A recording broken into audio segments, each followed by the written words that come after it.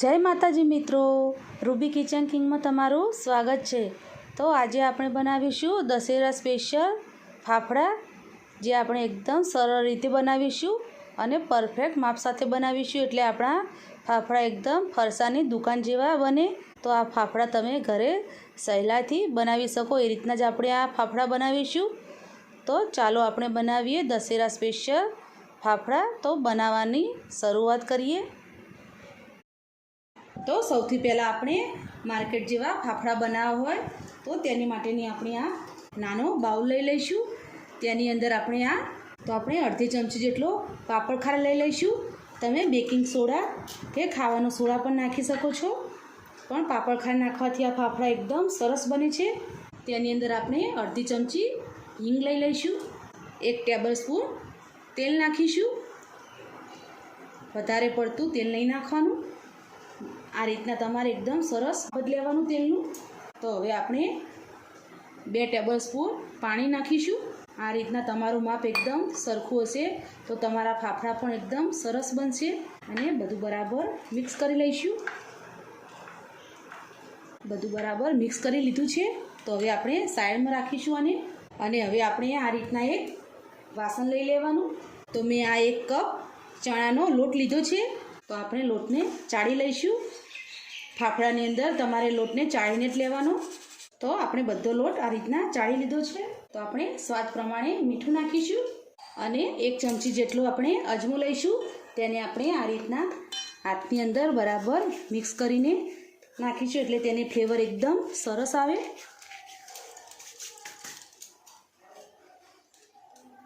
અને આ આપણે કાળા મરી લીધા છે, તેને મેં 10 થી 12 કાળા મરીને આ રીતના એકદમ સરસ અધકચરો ભૂકો બનાવી લીધો છે, તો આપણે તે નાખીશું। કાળા મરીનો ભૂકો એકદમ સરસ લાગે છે ફાફડામાં। તો આપણે બધું બરાબર મિક્સ કરી લઈશું અને જે આપણે આ પાણી બનાવ્યું છે તે આપણે બધું નાખી દઈશું અને બરાબર મિક્સ કરી લઈશું। જો જરૂર પડે તો તમારે ઉપરથી થોડુંક પાણી લેવાનું। તો આપણો એકદમ સરસ લોટ આ રીતના બાંધી લેવાનો। આપણે જરાય પાણીની જરૂર પડી નથી, તો આ રીતના પરફેક્ટ માપ લેવાનું। 1 કપ લોટ લો તો તેની અંદર તમારે 1 ટેબલ સ્પૂન તેલ લેવાનું, અડધી ટેબલ સ્પૂન તમારે પાપડ ખાર લેવાનું અને 2 ટેબલ સ્પૂન તમારે પાણી લેવાનું। એકદમ સરસ લોટ બંધાશે। તો આપણું એકદમ સરસ માપ થયું છે। તો અત્યારે જોઈ શકો છો તમે, આપણો આ રીતના લોટ બંધાઈને તૈયાર થયો છે। તો આપણે આ લોટને આ રીતના તોડીએ છીએ તો તે તરત તૂટી જાય છે। તો હવે આપણે 1 કલાક માટે ઢાંકીને મૂકી દઈશું। તો કલાક પછી આપણે લોટને ચેક કરી લઈશું। લોટ એકદમ સરસ સેટ થઈ ગયો છે। તો હવે આપણે થોડો હાથમાં તેલ લગાવી લઈશું અને લોટને એકદમ સરસ આપણે ચીકણું કરી લેવાનું। તો અત્યારે હું તમને બતાવું તો લોટ એકદમ તૂટી જાય છે તરત, પણ હવે આપણે તેને બરાબર મસળશું અને લોટને એકદમ સરસ સ્મૂથ કરી લેવાનો। તો આપણો લોટ એકદમ સરસ તમે જોઈ શકો છો, પહેલાં કરતાં એકદમ સ્મૂથ થઈ ગયો છે। આપણે આ રીતના ખેંચશું તો લોટ એકદમ સરસ ખેંચાશે અને તૂટશે નહીં। તો ફાફડા બનાવવા માટે આ રીતને લોટને બહુ મસળવો જરૂરી છે। હવે આપણો લોટ આપણા હાથમાં પણ ચોંટતો નથી, એટલે લોટ એકદમ સરસ ફાફડા બનાવવા માટે તૈયાર છે। તો તેની અંદરથી આપણે એક નાનો લુઓ લઈશું। તો આપણે પાટલી લઈ લઈશું, તેની ઉપર થોડું તેલ લગાવી દઈશું। એક લુઓ લઈશું નાનો અને તેને આપણે આ રીતના હથેળીના સ્પ્રેસ આપીને, તો આ રીતના આપણે હથેળીની મદદથી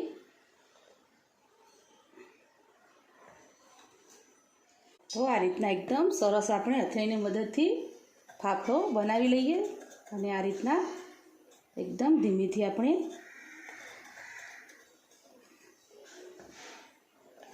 ફાફડાને ઉખાડી લઈશું। આ રીતના આપણે ફાફડાને સરસ એવા હાથેથી વણી લઈએ। તો હજુ તમને ફરી એક બતાવું કે આ રીતના આપણે એક લુઓ લેવાનો અને તેને આપણે હથેળીને સ્પ્રેસ આપીને આ રીતના કરશું, એટલે આપણા ફાફડા એકદમ સરસ બનીને તૈયાર થઈ જશે। જો તમે પહેલી વખતે બનાવતા હોય તો ફાફડાને એકદમ તો હળવે હાથેથી તમારે તેને આ રીતના ઉખાડી લેવાનું. તો આપણા આ રીતના બધા ફાફડા બનાવીને તૈયાર કરી લઈશું. તો આપણે આ રીતના એક લોહો લઈશું અને તેને આપણે આ રીતના હથેળીથી પ્રેસ આપીને તો આ રીતના એકદમ સરસ લાંબો આપણે ફાફડો તૈયાર કરી લેવાનો અને આ રીતના આપણે ફાફડાને ઉખાડી લઈશું. એકદમ હળવે હાથેથી આપણે ફાફડાને ઉખાડીશું. તો આ રીતના આપણે બધા ફાફડા બનાવીને તૈયાર કરી લઈશું. તો આપણે તેલ ગરમ કરવા માટે મૂકી દીધું છે. તો તેની અંદર આપણે એક એક કરીને ફાફડા મૂકીશું. આ રીતના તમારે ફાફડા એક બાજુમાં બનાવી જવાના અને તેલમાં તળી જવાના. તો આપણે જે પહેલાં નાખ્યા હોય તેને આપણે આ રીતના પલટાવી લઈશું.